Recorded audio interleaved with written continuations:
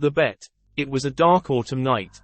The old banker was pacing from corner to corner of his study, recalling to his mind the party he gave in the autumn 15 years ago. There were many clever people at the party and much interesting conversation. They talked among other things of capital punishment. The guests, among them not a few scholars and journalists, for the most part disapproved of capital punishment. They found it obsolete as a means of punishment, unfitted to a Christian state and immoral. Some of them thought that capital punishment should be replaced universally by life imprisonment. "I don't agree with you," said the host. "I myself have experienced neither capital punishment nor life imprisonment, but if one may judge a priori, then in my opinion capital punishment is more moral and more humane than imprisonment. Execution kills instantly, life imprisonment kills by degrees. Who is the more humane executioner, one who kills you in a few seconds or one who draws the life out of you incessantly, for years?" "They're both equally immoral," remarked one of the guests, "because their purpose is the same, to take away life. The state is not God. It has no right to take away that which it cannot give back, if it should so desire." Among the company was a lawyer, a young man of about 25. On being asked his opinion, he said, "Capital punishment and life imprisonment are equally immoral, but if I were offered the choice between them, I would certainly choose the second. It's better to live somehow than not to live at all." There ensued a lively discussion. The banker, who was then younger and more nervous, suddenly lost his temper, banged his fist on the table, and turning to the young lawyer, cried out, "It's a lie. I bet you 2 millions you wouldn't stick in a cell even for 5 years."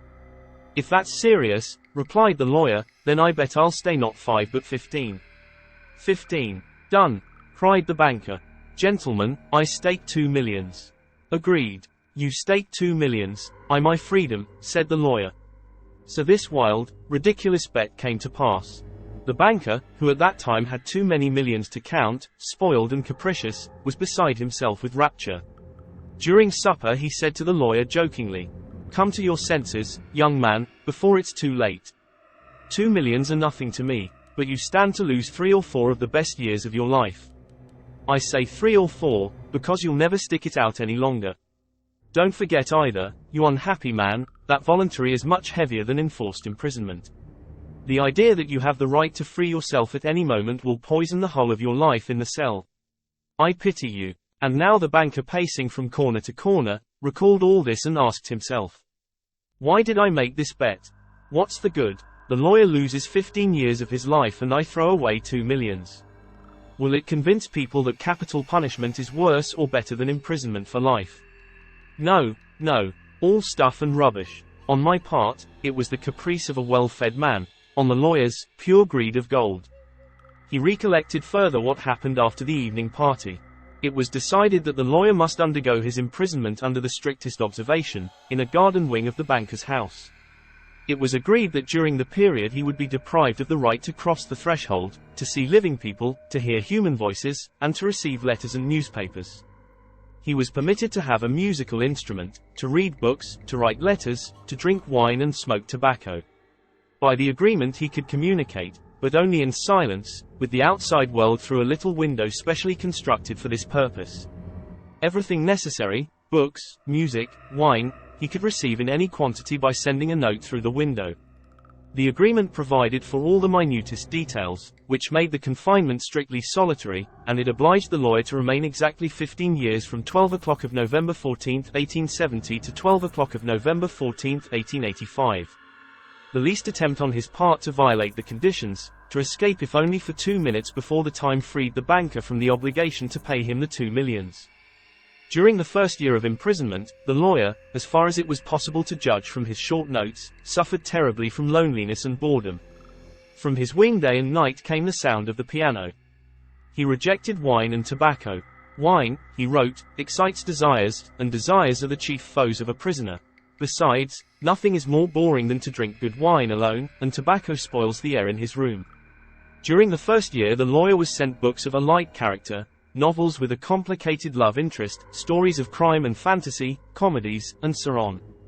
In the second year the piano was heard no longer and the lawyer asked only for classics. In the fifth year, music was heard again, and the prisoner asked for wine. Those who watched him said that during the whole of that year he was only eating, drinking, and lying on his bed. He yawned often and talked angrily to himself. Books he did not read. Sometimes at nights he would sit down to write. He would write for a long time and tear it all up in the morning. More than once he was heard to weep. In the second half of the 6th year, the prisoner began zealously to study languages, philosophy, and history. He fell on these subjects so hungrily that the banker hardly had time to get books enough for him. In the space of 4 years about 600 volumes were bought at his request. It was while that passion lasted that the banker received the following letter from the prisoner. My dear jailer, I am writing these lines in 6 languages. Show them to experts. Let them read them. If they do not find one single mistake, I beg you to give orders to have a gun fired off in the garden. By the noise I shall know that my efforts have not been in vain. The geniuses of all ages and countries speak in different languages, but in them all burns the same flame.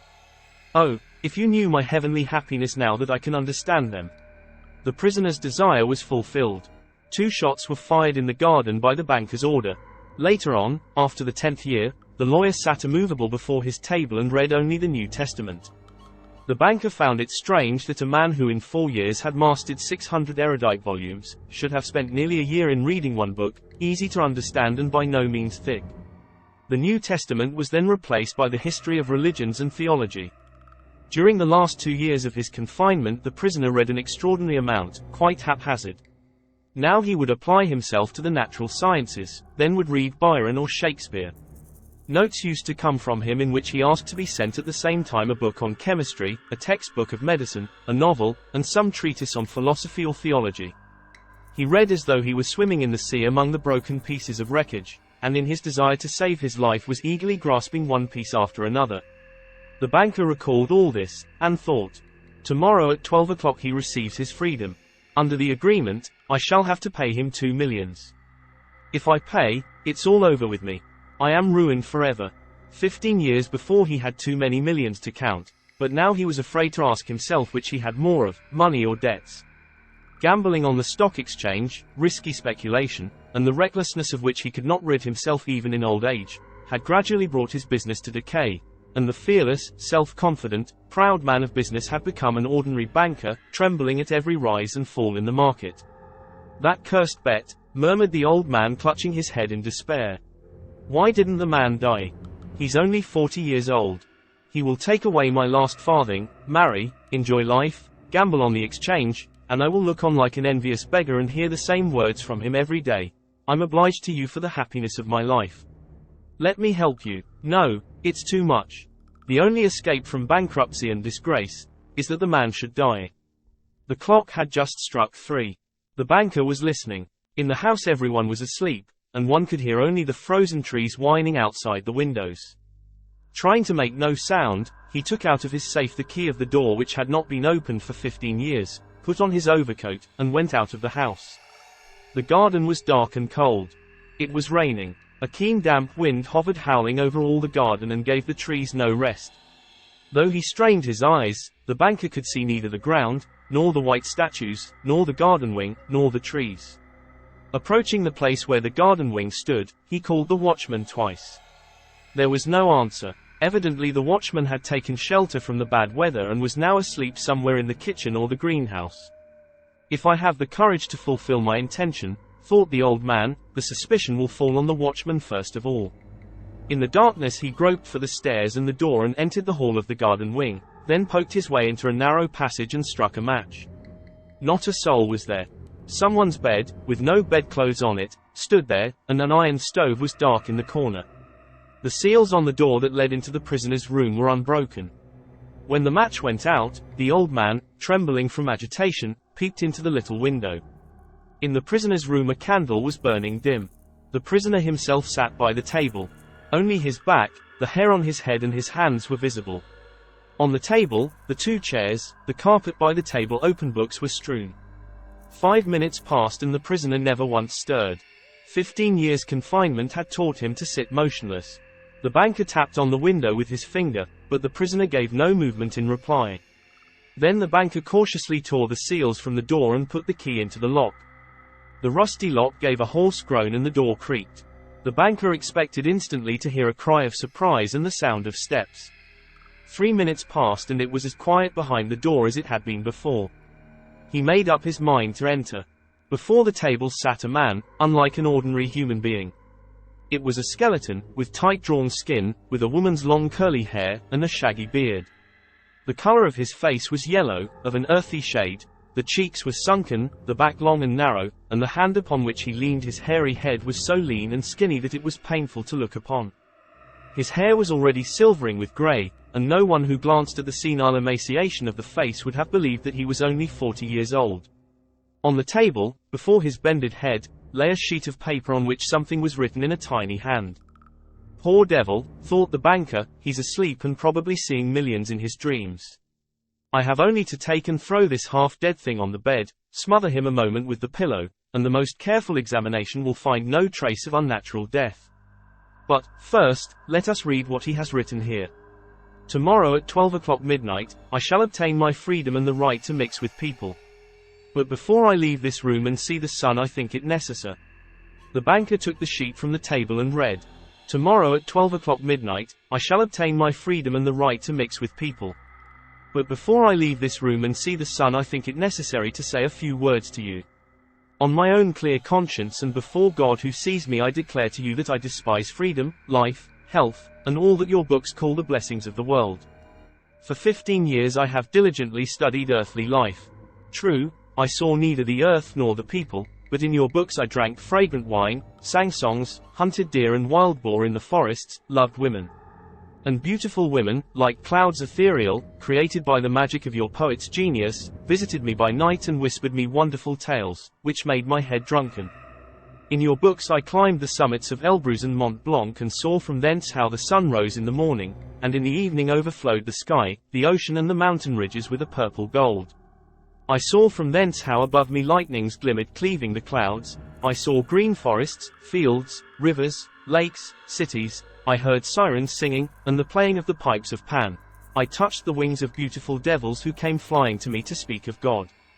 In your books I cast myself into bottomless abysses, worked miracles, burned cities to the ground, preached new religions, conquered whole countries.